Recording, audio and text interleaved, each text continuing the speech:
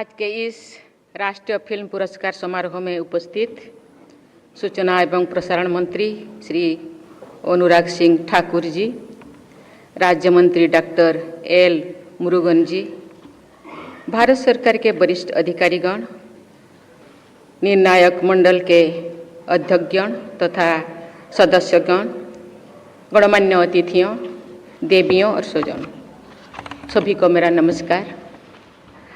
आज पुरस्कार प्राप्त करने वाले सभी विजेताओं को मैं बधाई देती हूँ। आप सब पुरस्कार विजेताओं के उन सहयोगियों की भी मैं सराहना करती हूँ जिनका सहयोग आपकी उपलब्धि में सहायक रहा है। वहीदा रहमान जी को दादा साहेब फाल्के पुरस्कार से सम्मानित करके मुझे बहुत प्रसन्नता हुई है। मैं वहीदा जी को हार्दिक बधाई देती हूँ।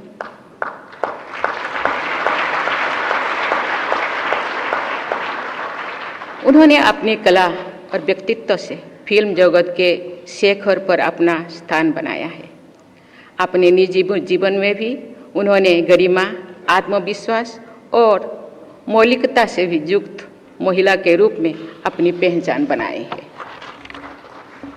मुझे बताया गया है कि उन्होंने फिल्मों के काम करने के लिए कोई दूसरा नाम रखने से इनकार कर दिया था, जबकि दूसरा नाम रखना उस दौर का चलन था। उन्होंने कई ऐसे फिल्में चुने जिनमें उनकी भूमिका महिलाओं से जुड़े बंधनों को तोड़ती थी। वहीदा जी ने एक मिसाल पेश की है कि वुमेन एम्पावरमेंट के लिए खुद महिलाओं को भी पहल करनी चाहिए। आज श्रेष्ठ अभिनय के लिए पुरस्कार प्राप्त करने वाली पल्लवी जोशी, आलिया भट्ट, कृति सेनन जैसी अभिनेत्रियों ने भी सशक्त महिला चरित्र की भूमिकाएं निभाई है। मुझे खुशी है कि महिला फिल्म निर्देशक सृष्टि लखेरा ने एक था गांव नामक अपनी पुरस्कृत फिल्म में एक 80 साल की वृद्ध महिला की संघर्ष करने की क्षमता का चित्रण किया है।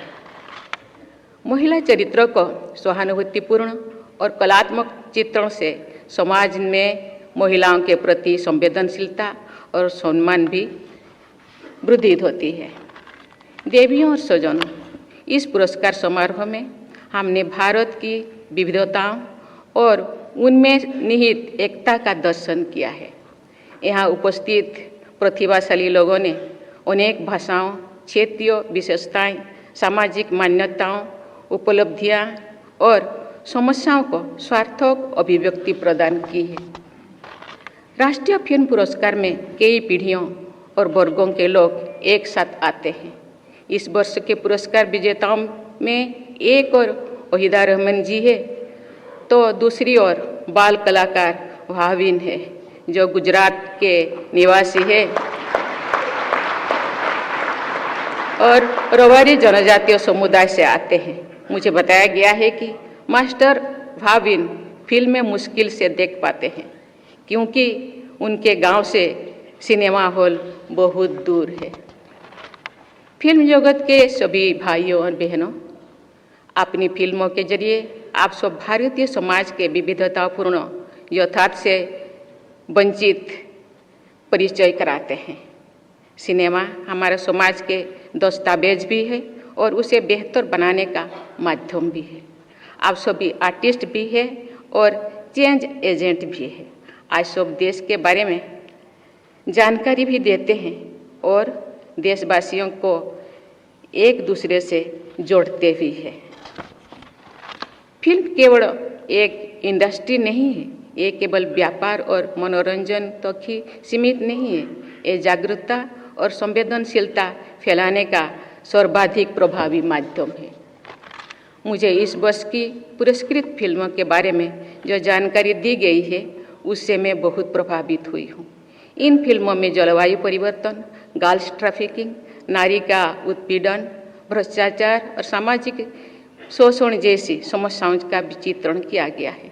जनजातीय समुदाय का प्रकृति तथा कला से प्रेम, राष्ट्रपिता महात्मा गांधी के आदर्श की स्थापना, विपत्तियों के बीच अदम्य उत्साह से संघर्ष करना, शिक्षा की परिवर्तनकारी शक्ति और कला तथा संस्कृति के क्षेत्र में विशिष्ट उपलब्धियों जैसे विविध विषयों पर अच्छी फिल्में बनाई गई है।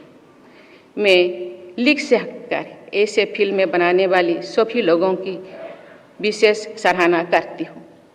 ऐसी फिल्मों को राष्ट्रीय पुरस्कार के माध्यम से प्रोत्साहित करने के लिए मैं सूचना और प्रसारण मंत्री श्री अनुराग ठाकुर जी, उनकी पूरी टीम तथा निर्णायक मंडल के सदस्यों को मैं प्रशंसा करती हूँ।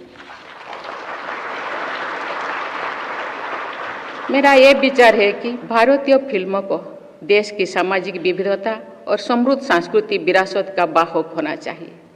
मैं विश्वास के साथ कह सकती हूँ कि ऐसी फिल्मों न सिर्फ देश और समाज के लिए हितकारी होंगे बल्कि व्यावसायिक रूप से ही सफल होंगे। मेरा आप लोगों से आग्रह है कि इस प्रयोग को आप और मजबूती से करें। देवियों और स्वजनों, चंद्रयान की सफलता पर सभी देशवासी गर्व का अनुभव करते हैं और इसरो के वैज्ञानिकों के प्रति सम्मान का भाव रखते हैं। सर्वश्रेष्ठ फीचर फिल्म के पुरस्कार से सम्मानित रॉकेटरी द नाम्बी इफेक्ट नामक फिल्म द्वारा वर्ष 2019 से पद्म भूषण से सम्मानित किया गया है। इसरो के भूतपूर्व वैज्ञानिक नम्बी नारायण जी की संघर्षपूर्ण जीवन गाथा का मर्मस्पर्शी चित्रण किया गया है। मैं इस फिल्म की पूरी टीम को बहुत बहुत बधाई देती हूँ। सार्थक फिल्म में समाज और देश की उल्लेखनीय का चित्रण भी होता है और समस्याओं का भी। सभी देशवासियों ने आज़ादी का अमृत महोत्सव मनाया है तथा स्वाधीनता संग्राम में बलिदान देने वाले पूर्वजों का सादर स्मरण किया है। जलियांवाला बाग का नरसंहार और उनके बाद घटनाओं हमारी सामूहिक चेतना का अभिन्न अंग है। आज पुरस्कृत सरदार उधम नामक फिल्म के द्वारा जलियांवाला बाग से जुड़ी स्वाधीनता संग्राम की एक महत्वपूर्ण धारा से दर्शकों का परिचय होता है।